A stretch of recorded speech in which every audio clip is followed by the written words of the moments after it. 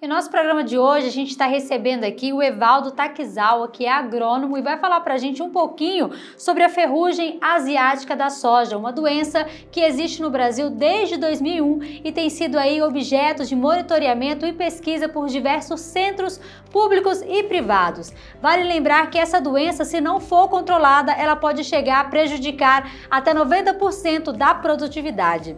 Evaldo, muito obrigada pela sua participação. Olá, Cris. É um prazer estar com vocês. Para mim é uma oportunidade única para estar conversando com todos, falar um pouquinho a respeito de um problema tão sério na cultura da soja. Vamos começar essa entrevista falando justamente, Evaldo, o que é a ferrugem asiática da soja? Cris, como eu adiantei, a ferrugem asiática da soja é uma doença que causa danos à folha da soja, né? Por que ferrugem? Ferrugem porque as lesões que elas causam nas folhas se assemelham a uma ferrugem asiática, porque a origem dela ela veio da Ásia. Então, quando ela acomete a soja, ela provoca uma queda antecipada dessas folhas e com isso a planta não consegue fazer fotossíntese e a gente perde produtividade com isso. E como, Evaldo, a gente identifica isso na planta? É visível aos olhos? Olha, é claro, os olhos mais aguçados é possível olhar, né, e identificar a presença dela, até porque o que se espera de uma folha da soja é uma folha verde. A partir do momento que a gente começa a ver pequenas pontuações, né, e com certas protuberâncias, né, e emitindo um pó que lembra a ferrugem, é possível identificar visualmente, mas sem dúvida nenhuma, quando a gente utiliza lupas, né, nos permite identificar com muito mais precisão. E claro, se a gente tiver alguma dúvida, encaminhando para um laboratório, sem dúvida nenhuma a gente pode ver as estruturas do fungo e dessa forma tirar qualquer tipo de dúvida com relação à identificação. E quais são as principais medidas tomadas no controle adotados para lidar com essa doença na soja? Existem várias medidas que a gente tem que tentar utilizar de forma combinada para que nós consigamos evitar esses danos, né? São várias medidas. Uma das principais medidas adotadas aqui ou nas regiões produtoras de soja é o vazio sanitário, que nada mais é do que um período de tempo onde se proíbe o cultivo de qualquer tipo de soja. De forma que essa doença, a gente chama de doença biotrófica, ela depende de um hospedeiro vivo. A partir do momento que você não tem a soja viva, essa doença, esse fungo, ela não consegue sobreviver. Então, esse vazio sanitário da soja é uma das primeiras medidas. Uma outra medida é o calendário de semeadura. Então, existe um calendário onde se define quando nós podemos semear essa soja. Então, a partir do momento que a gente trabalha com esse calendário, a gente faz medidas de escape dessa doença ou medidas que evitam a multiplicação dessas doenças. Claro que aí depois existem outras medidas que a gente chama de medidas de higiene da fazenda, ou higiene da região, onde a gente tenta controlar qualquer tipo de planta de soja que pode hospedar esse fungo, né? Então são medidas de higiene.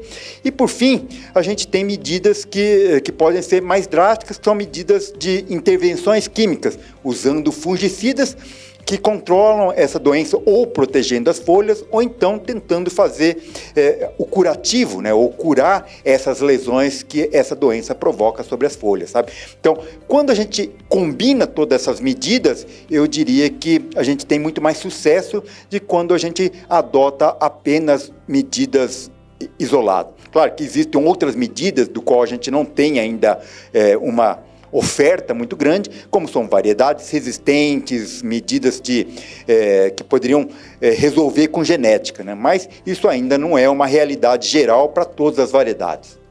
Falando de variedades, esse fungo ele apresenta mutações? Olha,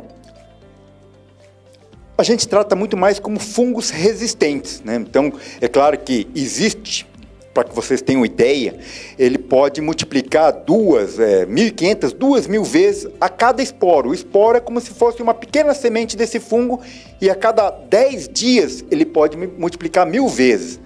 Claro, nessa diversidade de organismos, né, ou de esporos, é possível que tenha um desses esporos resistentes aos fungicidas que a gente utiliza com frequência, né? Então, a partir do momento que a gente utiliza apenas uma forma de controle ou um tipo de fungicida, a gente começa a selecionar fungos resistentes a esse fungicida.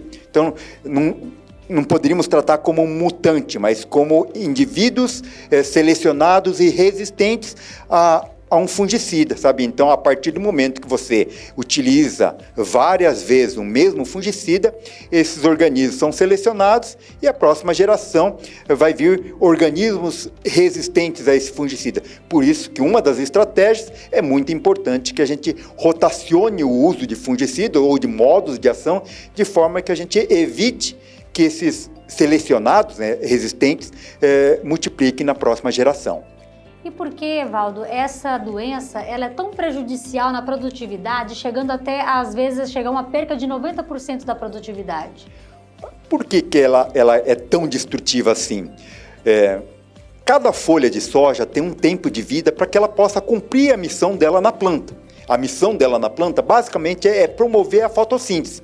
Então, quando a gente pensa que uma folha deveria estar presente na folha por 50 ou 60 dias, quando ela é acometida por essa doença, ela multiplica com uma velocidade muito grande, por isso que a gente chama de doença policíclica. A cada 10 dias, um novo ciclo multiplicando por 1000 vezes, e essa folha acometida, em pouco tempo ela cai. Então, essa folha não consegue cumprir esse papel na planta, ela cai e, com isso, a planta perde todas as folhas de forma bastante precoce e também não se consegue promover o enchimento completo desses grãos.